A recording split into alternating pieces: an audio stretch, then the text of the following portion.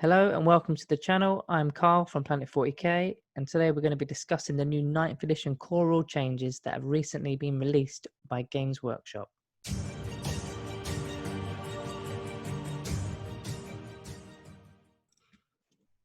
So this video will probably be done in 3 parts as there's a lot to get through and I don't want the video to go on for too long. There's a lot of great changes to this edition.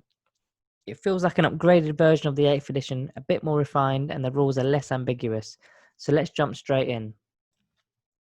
So in the new edition, the game has been split into 4 different battle sizes. So if you wanted a quick game, you can play a small combat patrol, or if you wanted a larger game, then you'll be playing what is called an onslaught.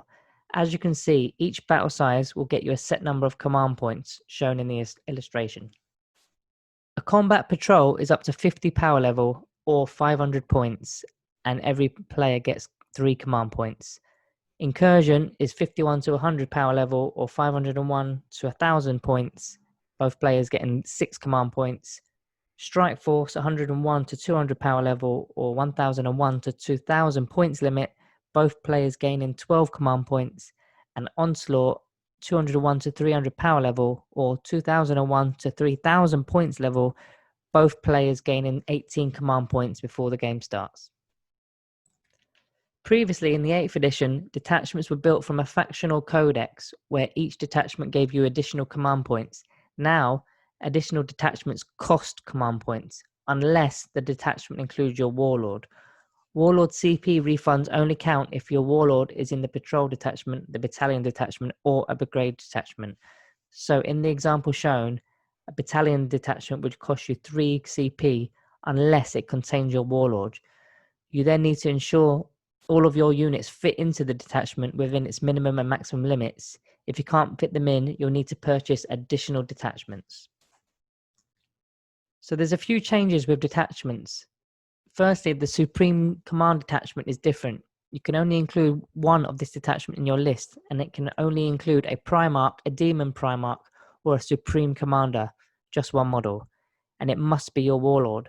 However, you will still be given the Warlord refund on Patrol, Battalion, and Brigade detachments.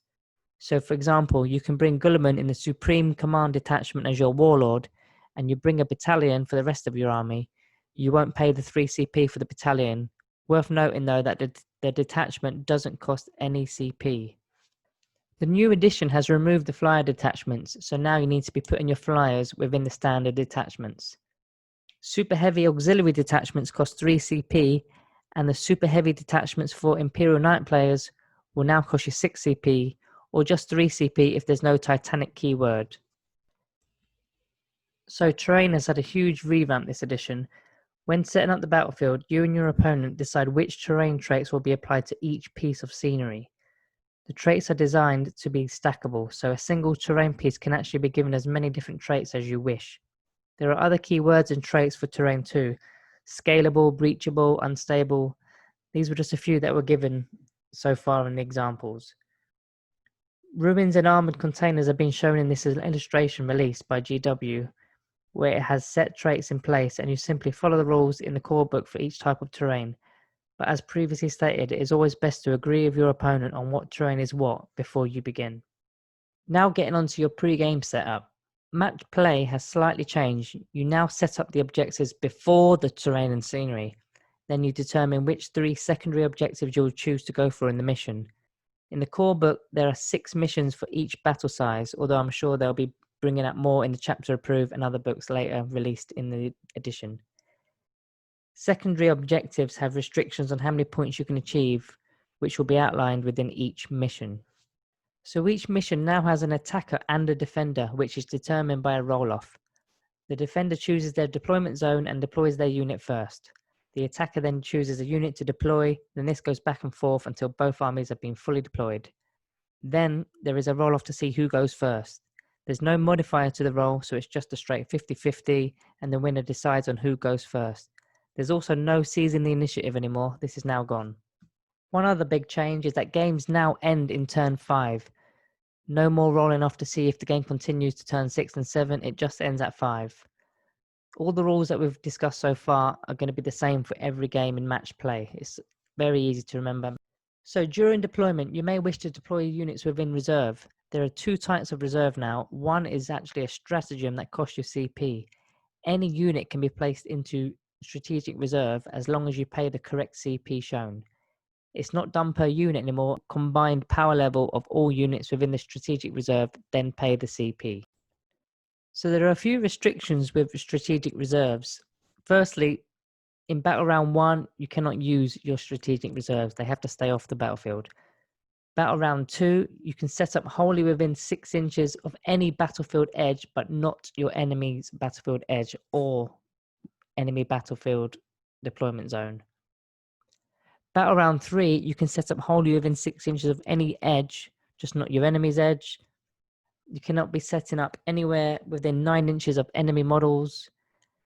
Strategic reserve units cannot make a normal move, advance, or fall back in this turn. Strategic reserve units always count as having moved this turn, and any strategic reserve units not set up on the battlefield by the end of the battle counts as destroyed.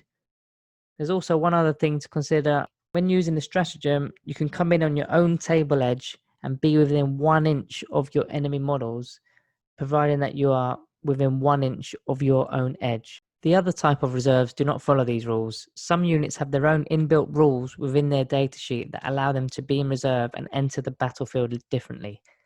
You do not need to pay any CP to have these units come in. For example, Marine Terminators can teleport strike anywhere on the battlefield that is 9 inches away from enemy models. Units with this type of reserves rule can enter the battlefield on turn 1. Okay, now moving on to the game itself. When you're taking your first turn, you're going to go into the command phase, which is a new phase of the game. If your army is battle forged, then at the start of the command phase, before doing anything else, you gain 1 command point. This is called the battle forged CP bonus. This phase is now used for rules that say at the start of your turn, i.e. a chaplain's litany or a Necron overlord's my will be done is now used in this phase, as shown in the illustration. So my opinion on all the things we've learned so far, it's pretty good for the game. You've got these new battle sizes, which is going to make the game so much more accessible to players, because sometimes the games went on for too long. You didn't have enough time to be playing those games, whereas now you can get a combat patrol out on your lunch break, play a 50 level power level game, get it over and done with. Or if you want a huge game, you can still do that. So that's a lot better for the game itself. I like the fact that you've got to pay for the extra detachments now rather than be given the CP, because everyone was having the cheap troops and just farming so much CP before the game, and it wasn't quite even. There were certain armies in particular that could do that, like Orcs, for example. You can get a really cheap battalion and just get so much CP before the game even begins, whereas you're playing another army that can't quite do the same thing. So now it's a bit more balanced, a bit more even. So that's definitely an advantage to the game itself. One of the huge new additions to the game is the secondary objectives, which I think that's a major boost, because now there's so many different things that you can be playing for, not just going for what the mission says. You can be going for other objectives as well as the main objective, which is going to definitely change every single game. It's not going to be the same game every time. Terrain also now being a big feature is going to massively change the game as well. The strategic reserve rule is now a huge boost to some armies, because not all armies had like basic deep strike and outflank abilities. Now that you can give everyone those abilities just by paying a few CP before the game starts, that's huge. That's going to change everything really.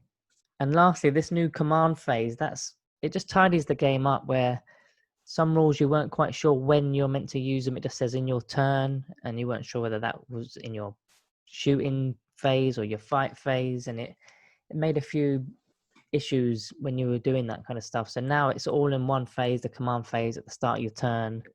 You do your litany, so you're not going to forget your litany anymore.